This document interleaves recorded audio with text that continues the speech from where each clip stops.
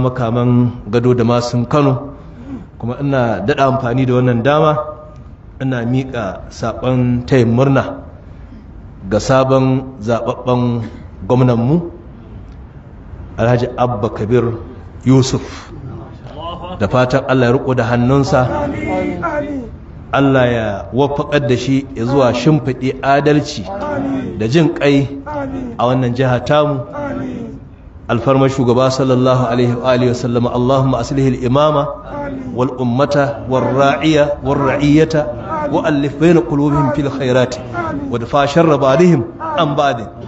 Da shi kuma da dukkanin sauran yan majalisunmu da aka zaba da na jiha da na tarayya, duk ina musu fatan alkhairi da roƙon Allah ya musu jan gora, Allah ya riƙo da hannayensu, Allah zama kyawawan wakilai, kyawawan jakadu na al'umma na kuma addinin musulunci a duk inda suke, sawa'un a majalisar jiha ne, a majalisar dokoki ce ta tarayya, a majalisar dattijai ce ta tarayya, duka Allah ya sa su yi mana kyakkyawan wakilci alfan ma'aikin Allah sallallahu ta'ala alaihi wa sallam. Amin. Amin.